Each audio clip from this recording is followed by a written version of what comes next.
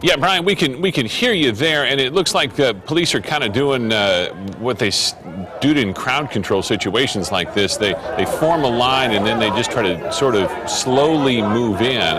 Doesn't look like these students are going anywhere, though. And they're there to get arrested, though. Is that correct, Brian? They have. You're exactly right. They've slowly moved in. They've let the students stay here all afternoon until now.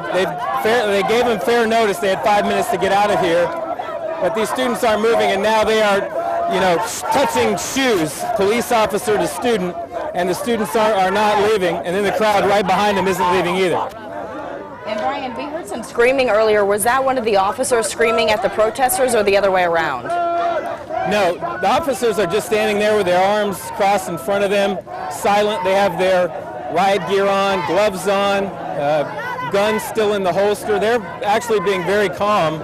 It's the crowd around them still chanting, still being defiant, saying they're not going to leave. This started as mainly a protest against Sheriff Joe. These people saying that they've been treated like second-class citizens. The students tell me this has been in the works for some time now, and especially from a couple of high schools, they decided to make their stand today at this corner.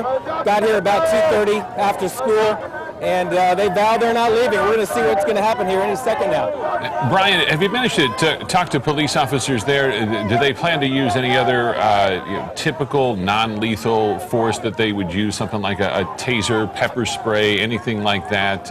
I mean, certainly they're trying to make their way in there and kind of slowly push these students out of the way. Steve, I'm certainly ready for that. We've seen this kind of thing before. Pepper spray is usually the first thing that comes out.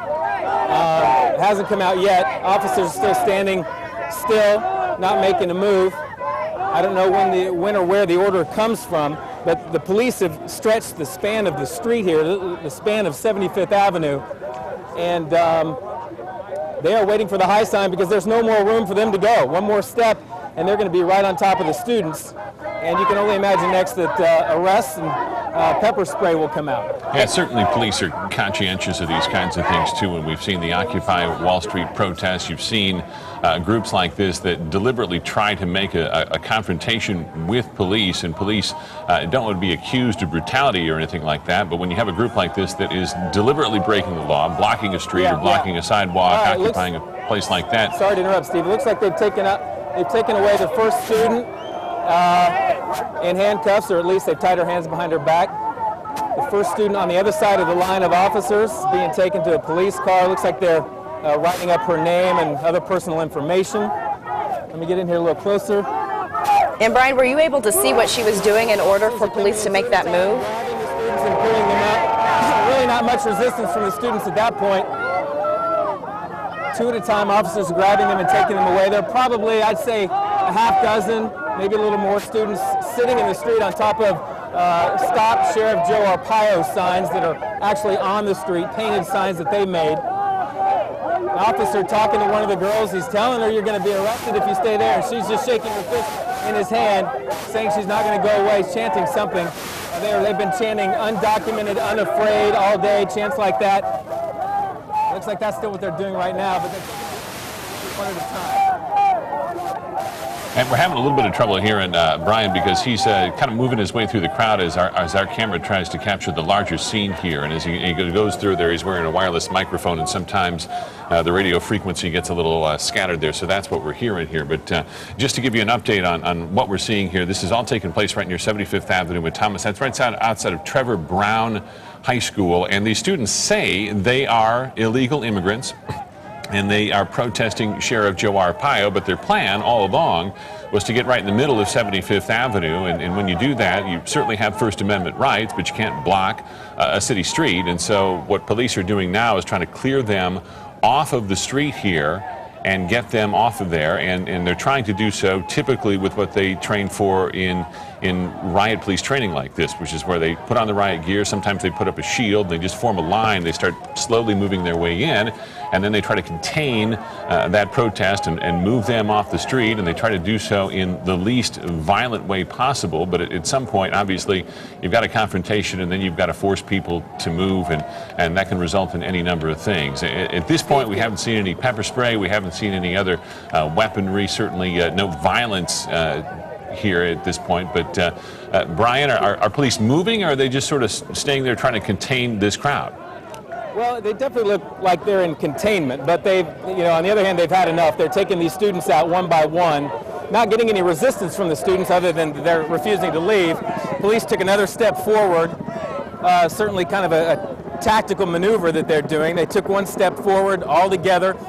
In that mosh pit crowd up there, they are simply going in two at a time, pulling these students out, handcuffing them, taking them over, writing up their name and other personal information, and sticking them in police vans that are back there behind the line. You can see the little paddy wagons waiting for the students to go in there. I don't know how well you can hear me when I get in there, Steve, but yeah, no pepper spray, no real violence to speak of, just grabbing the students and pulling them off behind the police line and putting them in police cars. That's what's happened so far. And meanwhile, we've heard from Sheriff Arpaio, who says that everyone really has a right to speak out, and maybe their best route is for those students to go through the White House or legislators who make the laws.